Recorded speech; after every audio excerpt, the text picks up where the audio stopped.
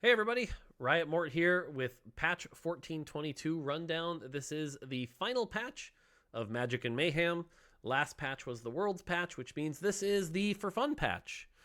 This is kind of what a tradition of ours. We add some fun stuff, we have a good time, and yeah, we kind of enjoy, we say goodbye to the set before we move on to Into the Arcane, which was just announced yesterday. So yeah, lots of fun changes here. We'll go over them. And yeah, let's just dive right in. So here we go. All right, first off, 4-star champions has been a pretty cool addition to the system. People can use worth the wait or other various methods, and they hit their 4-star champion. They're just a little below the line where we want them, and they're going to be sticking around for the next set, so we want them to feel a little bit stronger. So they will get an additional 500 HP. So anytime you hit a 4-star champion, they'll be stronger than they were before. This helps both backline and frontline be a little stronger. Cool. The other thing to say for Magic and Mayhem is charms. We made one change across the board, and that is all charms that cost at least 1 gold or health now cost 1 gold or health less. That's it. So charms are going to be less expensive this patch. It means you'll have more gold to play with. So yeah, enjoy that. All the charms are cheaper. And this, like I said, probably the funniest one is Sinister Deal, which now just costs 0 health. So, yeah. All right. Chrono. Chrono has been this trait that has not really worked this set. I think it's one of the misses of this set. A big part of that is the fact that you have to, start at 14 seconds and pray you cast enough to even trigger it before half your team is dead. So we're going to have it trigger even sooner. This will trigger at 10 seconds. So we'll buff Chrono a little bit for the last patch. Honeymancy. This is a pretty silly change. The bees have been embiggened. They're bigger. Why? Because we wanted to. They thought it'd be funny. So if you see big bees, enjoy that. They're big. That's it. Incanter. This is definitely a trait that basically hasn't really worked out. Giving it a small buff here, which is going to allow it to hit its max stack quicker. Every time you cast a spell, you'll get 5 stacks instead of 3. The max stacks are still pretty high. It's still a 4-piece that gives 110 AP, but it'll stack up even quicker. And then we added 2 new Prismatic Chase traits for you to try. Shapeshifter 10 and Sugarcraft 8. Both of these require 3 emblems, so good luck. They're going to be hard to hit. Shapeshifter, the HP doubles from 33% to 66% and 5% health regen. If you ever see a 10 Shapeshifter team, you're going to see very large health bars that will be difficult to get through. And then 8 Sugarcraft. This one's pretty wild. It'll give you 50 base AD and AP, 500 team health, and 10 sugar per item. We saw this happen on stream earlier today, actually, and the person was getting 300 stacks per turn. Pretty wild. So definitely cool if you want to get 8 Sugarcraft going. Pretty neat. All right, on the champion side, Ashe is a champion. Hasn't really been like an S tier comp really ever. So Ashe is going to be able to cast more often.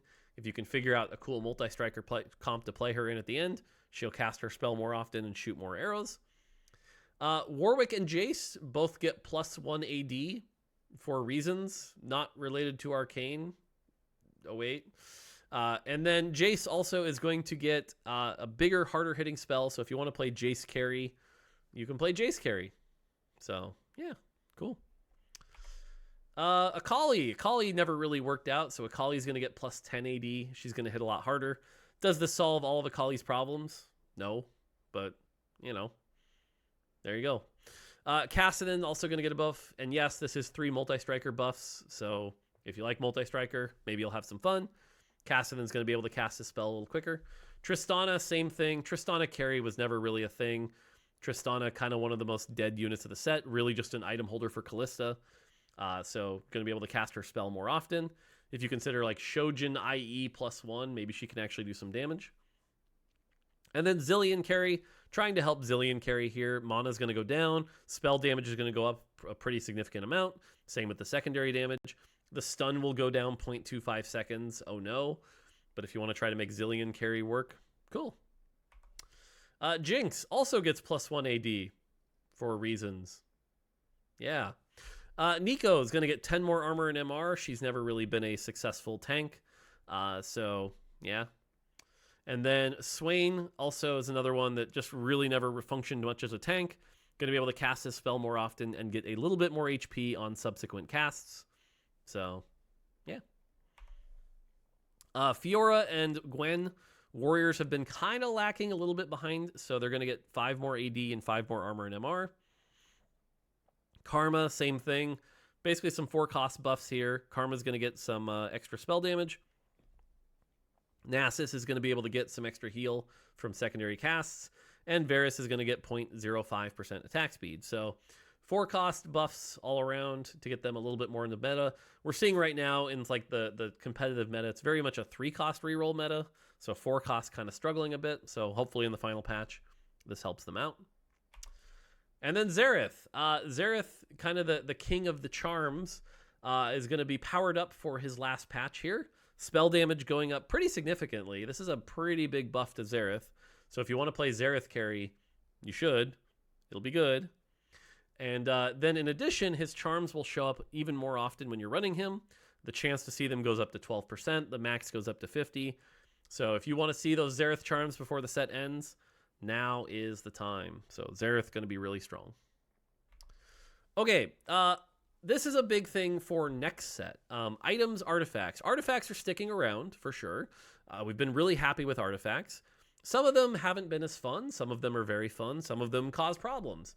So all of these changes are us getting ready for the next set of artifacts. And so any of the changes you see are us trying to make them spicy. We're taking some big swings here so that we can see how they do this patch and then adjust them for the release of Into the Arcane. So some of these might be a little heavy. I'll go over the ones I'm a little nervous of, but yeah. Anima Visage. This one is getting its HP lowered, its MR lowered, but it's giving armor now. So it's just a generic tank item, and its HP regen is going up. So this is now less about being a magic resist item and more just being a tank item with high health regen. So this should be pretty good.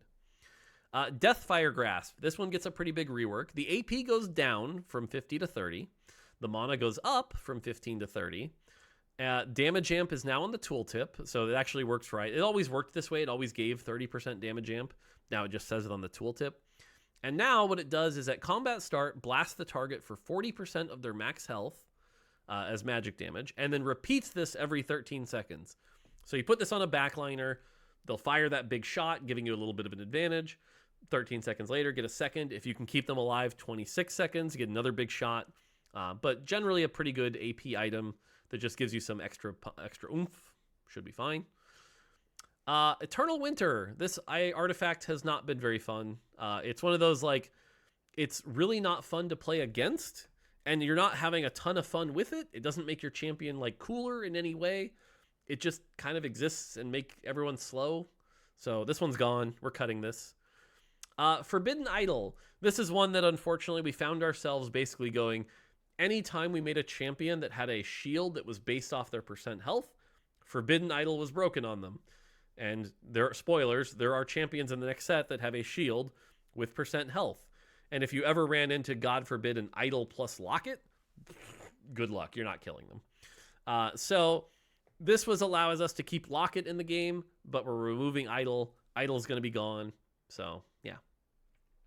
Gambler's Blade has quickly become the least favorite of the gold generating artifacts. It's going to get some more attack speed and more chance to generate gold. Should be fun. Hull Crusher. This is actually one I'm a little nervous about. I think this is going to make this item busted. So if any one of them so far expects to get a nerf, this is one of them. But now, in addition to the 600 HP it gives when they're isolated, it also gives 25 AD and AP. This means, for example, using live, current champions, imagine this on Fiora or Gwen. Now they just get a ton of health, a ton of armor, a ton of MR, and some AD and AP. This will make them very, very good. So you should be able to play it now on more people than just tanks. Bruisers should use this very well. Horizon Focus. This got a bug fix where now if you have more than one of them, you get more damage. I'm a little nervous about this. The odds that you have multiple Horizon Focuses are pretty low. But man, when you do, they're going to start chunking people. So yeah, watch out for that. Lichbane. Lichbane, pretty much still the same thing, but we got rid of the 15 mana and gave it 20% attack speed. This is to hopefully help you attack quicker, to cast quicker, to proc Lichbane quicker. Should just help the design of the item be a little bit better. Light Shield Crest. This is an item that like feels a little bit more like a support item, but is going to get some love here. It's now going to be 70 armor and MR, so it's going to be very tanky. And the bubbles are going to get stronger, being 70% of your shields, your resist. So if you want to play this in a comp where you have very high armor and MR values, something like Bastion on live, 8 Bastion with this item should now be making some very large shields. That should be pretty cool. Mittens. I didn't change this green for some reason, but Mittens is just getting a damage reduction buff. Should be good on melee units. They'll be tankier. Cool. Excuse me. Prowler's Claw. Prowler's Claw, we're going to cut some of the AD off of it, so it won't hit quite as hard, but we're going to give you 200 HP so that while you're jumping around, critting people and doing your thing, you'll be a little tankier and not necessarily accidentally die to a bunch of tanky damage. Prowler's Claw should be pretty good. Seeker's Arm Guard. This item is close. It just, frankly, just needs a buff. So we're going to give it 15 AD and AP, AP on, I think it's AP Armor and MR on Takedown, and 20 AP Armor and MR on Kill instead of 10 and 15. And for fun, every stack you get of Seeker's Arm Guard, you're going to get bigger because that's hilarious. So, yeah. Silvermere Dawn. This one's an interesting one you might not be expecting, but 165% AD is really, really powerful. That's like, a massive amount of AD. And unfortunately, there was one unit I can't talk about yet, but one unit next set that much AD with a really slow attack speed was actually just insane. So we're shifting the power a bit. It'll still be pretty insane, 120% attack damage, but we're giving it more armor and MR to be up for it, so it'll be tanky. So just a shift of its power to be a little more in the tank. I still expect this to be really good on people who are really, melee units in the front line. So, yeah. Sniper's Focus. We're going to give it +1 range. This should be pretty fun. So, yeah. Should make it good. Should open up some more opportunities of like melee Sniper's Focus champions as well if you want to try that. Spectral Cutlass. Spectral Cutlass is a dangerous item that you put on. Your unit jumps to the backline, instantly takes aggro, and dies. We don't want this item to be the assassin, uncounterable, kill your entire team thing. So we do want you to take aggro, but taking aggro kind of sucks. So we're going to give you 40 armor and MR on top of it so that you can at least survive. Again, put this on somebody that has like Spectral Cutlass plus Titans plus BT, and they can do some pretty good work in the backline. Trickster's Glass. This is another artifact that has been kind of underwhelming for a while. You get that clone, but that clone has that huge mana reduction. We're lowering that mana reduction a lot. So if you want to put this, imagine this on Tom Kench now, you might actually get 2 CCs out of it. So should be good. And then Unending Despair, bigger damage for bigger shields.